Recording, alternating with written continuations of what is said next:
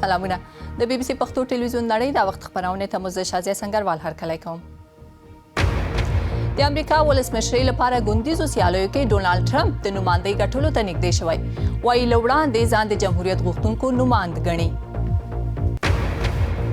افغان طالبانو د دې پخلی کړی چې د قطر له دفتره یو جګپوړی پلاوی اسلام آباد ته د خبرو لپاره استولی.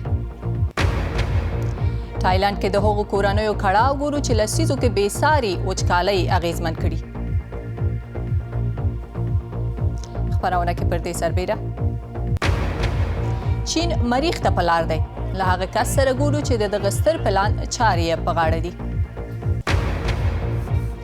او د دویمې نړیوالې جګړې جنګي بیړۍ د بریتانیا په ساحل کې موندل شوي. ماښام مو په خیر. نړۍ دا وخت خبرونه کې د سیمه ییزو او نړیوالو خبرونو سربیره سپورتي خبرونه او ډېر په زړه پورې مطالب درته لرو.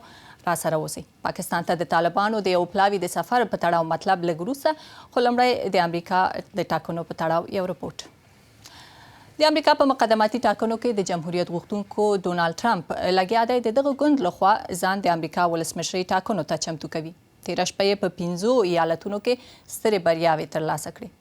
اوس نو یې خپله تګلاره هم بدله کړې او د دې پر ځای چې د جمهوریت غوښتونکو پر نورو نمایندانو نیوکې او لفظي بریدونه وکړي، پام یې پر هیلري کلینټن دی چې ښایي د دموکراتانو له لوري ولسمشرۍ ته نماینده شي.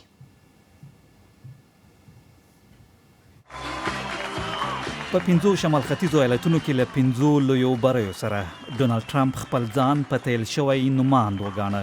د ده په خپله خبره داسې څوک وهونکی چې خپل سیالان یې د لوبڅاري له پریکړې مخکې له مخې لرې کړي دي.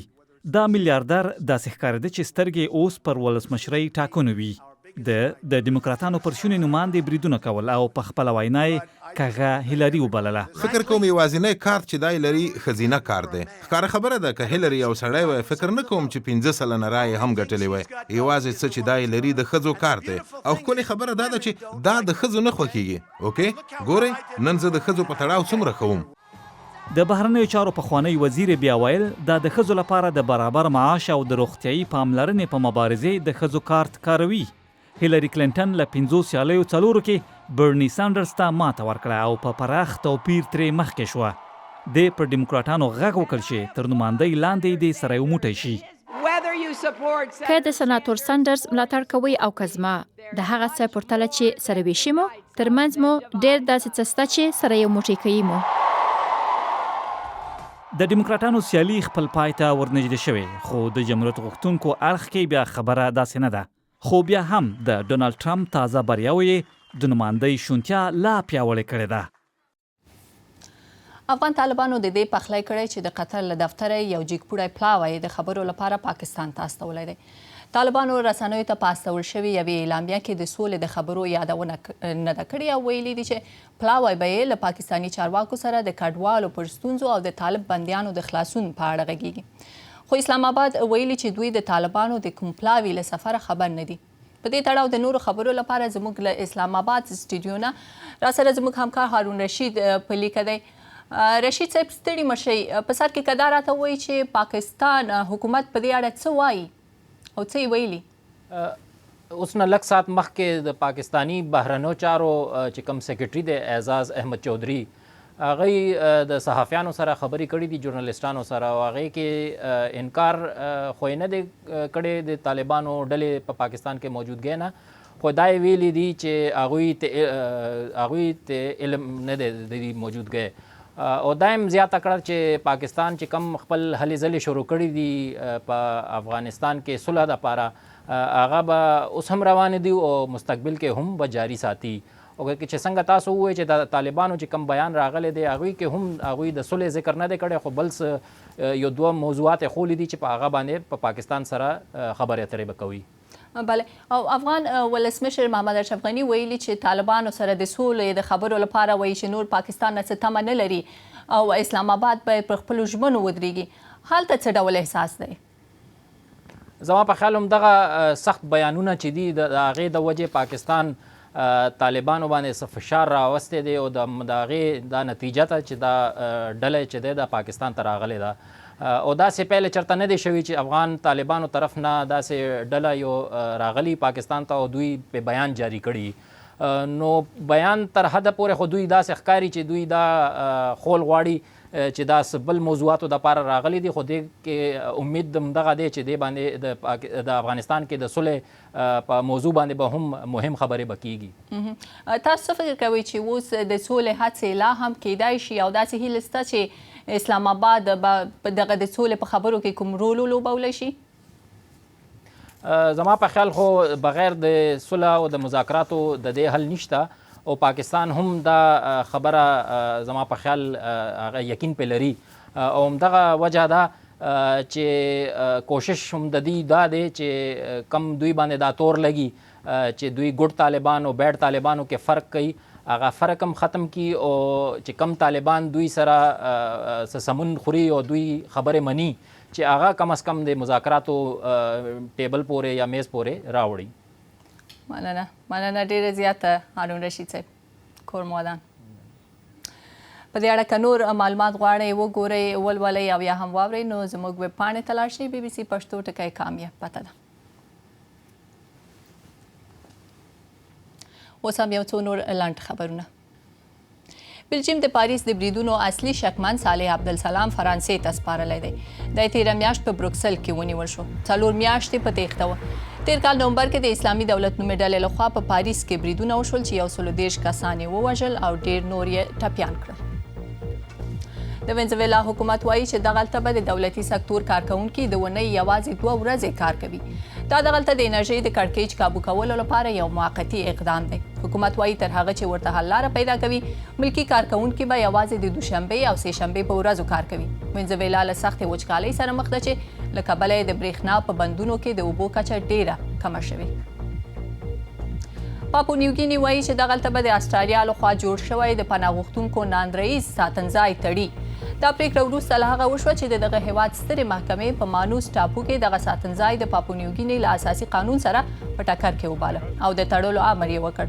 استرالیا نه غوښتنه شوې چې دغلته میش 850 پناه غوښتونکي بل ځای ته یوسي. او د ټکنالوژۍ ستر شرکت اپل اعلان کړی چې په یوې لسیزه کې د لومړي ځل لپاره خرڅلاو کم شوی. عاید یې د تېر کال همدې وخت پرتله 13% ټیټ شوی. دغه شرکت د مهم تولید آیفون خرڅلاو د 2009 کال راهیسې د لومړي ځل لپاره ډېر زیات راښکته شوی. د اسیا په جنوب ختیځ کې ډېری هیوادونه له وچکالۍ سره مخامخ دي چې په لسیزو کې یې ساری نه و. کارپوهان یې پړه د اقلیم پر بدلون اچوي چې له کبله یې په تیرو 2 کلونو کې د باران اورښت ډېر لږ شوی. لکه څنګه چې په دې راپورټ کې به یې وګورو د تایلند په ځینو برخو کې دا 1 کال کیږي چې اوبه نشته. سومجیت سکاو په دې ډول خپلې کورنۍ ته اوبه راوړي. د ورځې 4 وارې باید د اوبو د ویش تر ځایه سفر وکړي. ځینې وخت وړیا وي خو ډېری کله باید پیسې ورکړي. خو دغه مور چې په یوازې ځان ماشومان لویوي بزګري هم کوي پیسې نه ورته لري. دا په تایلند کې د هغې سیمې ژوند دی چې له تیرو 2 کلونو له وچکالۍ سره مخ دی. سومجیت موږ ته د اوبو دغه زیرمې راښکاره کړې چې اوس نږدې پر خالي کېدو دي او اوبه یې زهرجنې شوي دي. د دې په کلي کې د نلونو اوبه 1 کال وړاندې لا وچې شوې وې.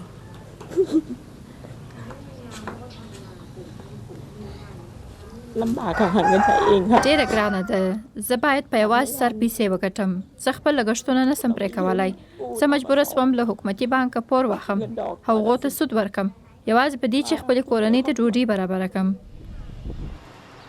د اور وژنې ډله راغوښتل کېږي چې اوبه تر نږدې سیمو او ځایي پمپونو ته ورسوي.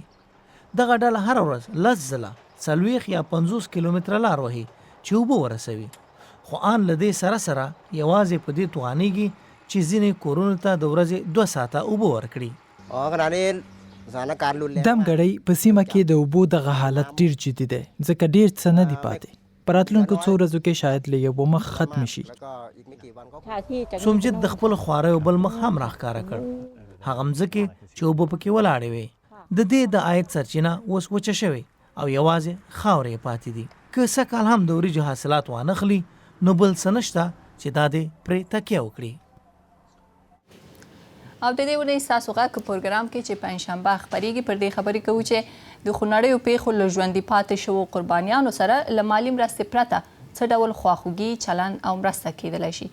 د بي بي سي پښتو پر فیسبوک او ټویټر پاڼو خپل نظرونه راته لیکلی شي. له بدمرغو پیښو وروسته د خپل ښار او کلي اخیستل شوي عکسونه هم د بي بي سي پښتو برېښنالیک له لارې رالیږلی شي. پولنډ کې د تېره اونۍ ځینې خلک پر دې سړکونو ته راوتي ول چې نه یې غوښتل د جنین یا ماشوم په ضایع کولو د بندیز ولګول شي او ویل چې له دې سره به یې هېواد پخوانیو دودونو ته ورستون شي. خو کاتولیکه کلیسا چې پولنډ کې ډېر واک لري غواړي چې د جنین په سختولو بندیز ولګوي. د پخوانیو او خطرناکو دودونو بیا راپزړه کول. د څو اونیو راهیسې په پولنډ کې مظاهرې روانې دي. خلکو کوټ بندونه پورته کړي چې د یو پخواني دود سمبول دی. ډېر دلته په دې آن دي چې د جنین په لرې کولو بندیز به ډېر خلک په ناقانونه توګه د جنین لرې کولو ته اړ کړي. دوی د بشري حقونو د ډلو او کلیسا په هغه خوځښت غوسه دي چې غواړي پارلمان ته داسې طرحه وړاندې کړي چې د جنین په لرې کولو بندیز ولګوي. په 3 میاشتو کې باید له 100,000 کسانو لاسلیکونه واخلي. بیا به یې وکیلانو ته وړاندې کولی شي. پولنډ له وړاندې د اروپایي ټولنې د هیوادونو په منځ کې د جنین د لرې کولو په اړه سخت قانون لري، خو په ځینو پیښو کې بیا اجازه ورکول کیږي. پخوا هم داسې هلې ځلې شوې وي چې دا قانون نور هم سخت کړي. خو د بشري حقوقو کمپاینرانو لپاره دا ځل بدلون په دې کې دی چې حکومت محافظه کار دی او په فعال ډول غواړي چې پخواني کاتولیک ارزښتونه وده ومومي. د دغه خوځښت اصلي موخه دا ده چې باید هر یو کس، مهمه نه ده چې د ژوند په کوم پړاو کې دی، باید د خوندیتابه حق ولري. نو آیا د دې قانوني مسودې ملاتړ به پولنډ د نورو اروپایي هیوادونو په پرتله د برخه کې د زیاتو محدودیتونو لګونکي هیواد په توګه راڅرګند نه کړي؟ باید وایم چې د میندواره کېدو له لومړۍ، یعنی د ژوند له لومړۍ شېبې څخه یو کس ځان ته بیل جینیټیکي کوډ لري چې له خپلې مور نه بالکل خپلواک دی. کاتولیکه کلیسا چې په پولنډ کې واک او اغیز لري ورته نظر لري او پراخ تبلیغات ورته کوي. د دې نظریې ارزښت یوازې په دین کې نه بلکې په دې نږدې تاریخ کې هم روښانه دی. هغه وخت چې کمونیزم له کلیسا سره په مخالفت کې و. دا کمونستان وو چې د جنین یا د ماشوم د لرې کولو قانون کې ډېره خپلواکي راوستې وه. یو داسې هیواد چې له کمونیزم سره خدای پاماني وکړي هغه ډېر شیان بدلوي. ټول پښتنو روښانه کړي چې پولنډ اوس د جنین لرې کولو په اړه تر 100 کالو پخوا لږ نرمښت ښیي، خو په بشپړه توګه بندولو یې دغه ټولنه تقسیم کړي او ښایي د دغه هیواد اړیکې له اروپایي ټولنې سره هم اغیزمنې کړي. پولنډ کې مو د تېرې اونۍ د مظاهرو په اړه دا راپورټ اوریده. د خپرونې په دویمه برخه کې سپورټي خبرونه او ترڅنګ یې په دې اړه هم یو رپورټ درته لرو چې څه ډول چین په پام کې لري چې مریخ ته یو څېړنیز او ازمایښتي پروګرام پیل کړي او موږ به له هغه کس سره هم ګورو چې د دغه ستر پلان چارې یې په غاړه دي.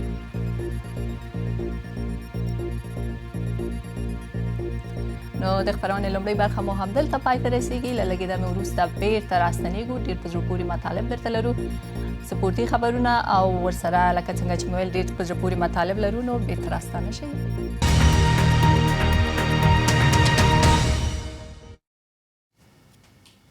لندن کې د بي بي سي پښتو نړۍ دا وخت خبرونه ګورئ. د نن د سر خبرونه مو افغان طالبانو د دې پخلی کړی چې د قطر له دفتره یو جګپوړی پلاوی د خبرو لپاره پاکستان ته استولی دی، خو اسلام آباد ویلي دوی د طالبانو د کوم پلاوي له سفره خبر نه دي. د امریکا ولسمشرۍ لپاره ګوندیزو سیالیو کې ډونالډ ټرمپ د نمایندګۍ ګټلو ته نږدې شوی، وایي له وړاندې ځان د جمهوریت غوښتونکو نماند ګڼي.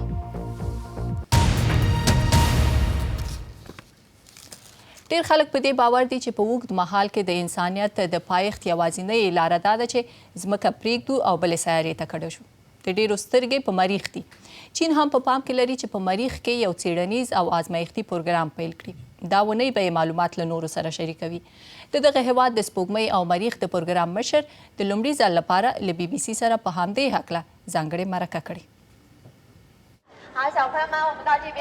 د چین په ساينس میوزیم کې د سپوږمکیو، ستورو او ستورمزلو نندارتون جوړ شوی. د چین فضایي چارو اداره چې تر ډیره خپل معلومات پټ ساتل له لسیزو وروسته یې اوس راسپړي. د فضایي څېړنو او پلټنو دا نوی پیر د خلکو تصور انځوروي. چین د سرې سیارې په ایلینز یا هغه پردي وګړي چې له نورو ستورو راغلي هغوی باندې نظر لري. په 2020 کال کې به مریخ ته مخه کوي. امریکا، اروپا او هند ټولو مریخ کې د څېړنو هڅه کړې. خو موږ پلان لرو چې د څېړنیز ماموریت په موخه یوه سپوږمکۍ فضا ته ولېږدوو او بیا ترې یو ګاډی واستوو. دا ټول غواړو په یوه ماموریت کې ترسره کړو.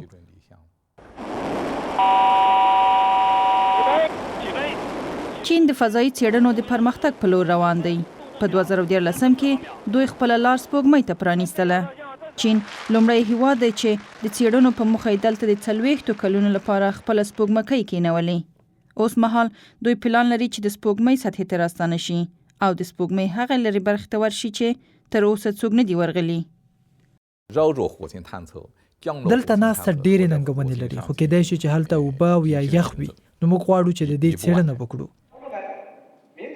ښایي ډېر ژر د چین ستورمزلي پرته له امریکا له نورو هیوادونو سره کار وکړي. ځکه چې د چین د فضایي ادارې مشري پوځ کوي، نو د امریکا حکومت د خپل ملي امنیت ته د ګواښ له ویرې دوی سره همکاري ته زړه نه ښه کوي. موږ د امریکا سره د همکاریو هرکلی کوو. موږ د دوی نه څو ځله غوښتنه کړې چې بندیزونه دې لرې کړي چې د دواړو هیوادونو ساینسپوهان وکولی شي یو بل سره ګډې څېړنې وکړي. خو راتلونکو فضایي ماموریتونو سره به چین د فضا یو خپلواک ځواک شي. هغه هیواد چې هیڅ څه به د دوی د پرمختګ د لارې خنډ نشي. د بي بي سي پښتو ماښامنۍ راډیوي خپرونه درته نن سپین تڼۍ وړاندې کوي. د نړۍ او افغانستان په اړه به تازه معلومات درکړي. د افغانستان پر 9 او د پښتونخوا پر 8 بجو پیلېږي، نو اورېدل یې مه هېروئ. د خپرونې په دې برخه کې به یو څو لنډ خبرونه وګورو چې سناسا په یې وړاندې کوي. هالندای هنرمند ماکس زون په یوه کمسارې بڼه عکسونه جوړوي. دا یې سیلوټایپ کاروي. اوس یې سنګاپور کې یو نندارتون روان دی. بي بي سي ته یې وویل داسې عکسونه جوړوي چې وخت او ځای پورې محدود نه دي. دا وګورئ. د چین په ختیځ کې یو بوخت سړک باندې ناببره یوه لویه کنده راووته. د ویډیو کې ګورئ چې پولیسو له دې پیښې څو شېبې مخکې موټران اداره کول. او د سپورت یو لوبغاړی او چاپیریال ساتونکي پلان لري چې د یو پاراشوټ او بادي انجن په مرسته د سپینو الوتونکو مرغانو له هغه کلني سفر سره ملا شي چې له روسیې یې بریتانیا ته کوي. او اوس هم د لوبو یو څو لنډ خبرونه. د فوټبال اتلانو لیګ سیالیو کې نن شپه دویمه نیمه پای لوبه ترسره کیږي. اتلتیکو مادرید له بایرن مونیخ سره مخامخ دی. تېره شپه بیا لومړۍ نیمه پای لوبه د مانچستر سیټي او ریال مادرید ترمنځ 0-0 برابر شوه. د سیټي روزونکي مانویل پیلګراني هغه نیوکې رد کړې چې وایي سیټي سیالې لوبډلې ته د ماتې ورکولو فرصت له لاسه ورکړ. د ریال مادرید ستوری کریستیانو رونالدو د ټپ له امله بېګانۍ لوبه کې نه وه. کرکټ کې بیا د انګلستان د ملي لوبډلې تیز توپ اچوونکی کریس جورډن د هند کرکټ پریمیر لیګ کې لوبیږي. د پریمیر لیګ لوبډلې آر سی بي سره تړون لاسلیک کړی او د راتلونکي شنبې په ورځ به هند ته ځي. آر سی بي ویلي چې جورډن یې د ټپي تیز توپ اچوونکي میچل سټارک پر ځای ټاکلی. آر سی بي د هند پریمیر لیګ په جدول کې دویم ځای کې دی. او سنوکر کې بیا د اتلانو په سیالیو کې د چین ډینګ جونوي نیمه پای لوبه ته ووت. د بیګا شپه منځ لوبه کې د انګلستان مارک ویلیامز ته 13-3 ماتې ورکړه. ډینګ جونوي په سږنیو اتلولیو کې لومړی لوبغاړی دی چې تر اوسه نیمه پای لوبو ته رسېدلی. مارک ویلیامز چې تر دې وړاندې یې 2 ځلې دغه اتلولۍ ګټلي اوس له سیالیو بهر شو. د دویمې نړیوالې جګړې د 2 جنګي بیړیو پاتې شونې دلته د بریتانیا په جنوبي ساحل کې موندل شوي. دا بیړۍ له جګړې وروسته دلته وړل شوې وې او همدلته په اوبو او خټو کې زنګ وهلي دي. تر لسیزو څوک نه پوهېدل چې دغلته پرتې وسپنې د څه شي دي. په اړه به یې دا رپورټ وګورو. دا د برتانیا سمندري ځواکونو په سیمه کې د جرمني سمندري ځواکونو بیړۍ ده چې وي 2 نومیږي. 10 متره اوږدوالی لري او په لومړۍ نړیواله جګړه کې د جرمني جنګي بیړۍ وه. په پورټس ماوټ کې د برتانیا د سمندري ځواکونو په مرکز کې د همدغې بیړۍ نه 10 متره وړاندې د جرمني د یوې بلې جنگي بیړۍ وی 44 توکي تر سترګو کیږي. همدا بیړۍ په تاریخ کې د پام وړ مقام لري. لرغونپوهان باوري دي چې د وی 44 بیړۍ د انځورونه د لومړۍ نړیوالې جګړې په پای کې اخیستل شوي دي. دې بیړۍ د جوټلند په جګړه کې مهم رول لوبولی دی چې د سمندري ځواک تر ټولو ستره جګړه بلل کیږي. This is V44 during its target trials. وی 44 د جرمني هغه جنگي بیړۍ ده چې د برتانیا د قومندې بیړۍ په شاتګ ته اړ کړه. تاریخ پوهان وایي چې همدې کار د جګړې بڼه بدله کړه. دا بیړۍ به د جګړې مرکز ته ورننوتله او د بریتانیا په سمندري بیړیو به د توغندیو ګزارونه کول. په همدې سره به د جرمني بیړیو د تېښتې لاره پیدا کوله. د دې معنا دا و چې سمندري ځواکونو نشو کولی ادعا وکړي چې جرمني ته یې ماته ورکړې ده. لرغونپوهانو د دې بیړیو درې بعدیز انځورونه اخیستي دي او موندلې ده چې دا دواړه بیړۍ د سمندري ځواکونو په ریکارډ کې ثبت شوي دي. ډیره په زړه پورې او کمسارې خبره ده چې د جرمني د سمندري ځواک بیړۍ د برتانیا د سمندري ځواک په مرکز کې دي. د چا باور هم نه کیږي. د برتانیا او جرمني جنگي بیړۍ په دې اوبو کې یو د بل ترڅنګ لیدل کیږي. دا د یوې داسې جګړې نښې دي چې راتلونکې میاشتې 100 کاله پوره کیږي.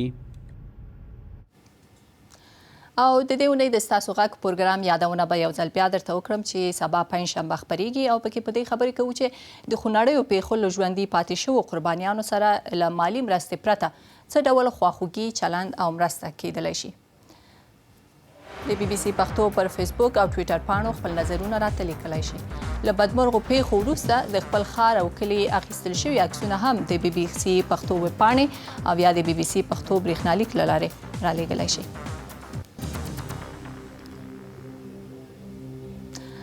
د خپرونې د پای شیبې دي نو دا ویډیو به درته ښکاره کړو. دا زمریان جنوبي امریکا نه ژغورل شوي، هلته په سرکس کې لوبول کېدل. ډېر ژر به جنوبي افریقا کې یو خوندي ځای ته واستول شي. 33 زمریان تر اوسه په یو ایثار او ناپاکه ځای کې ساتل کېدل، خو راتلونکې اونۍ به په یو طبیعي چاپیریال کې بیا ژوند پیل کړي.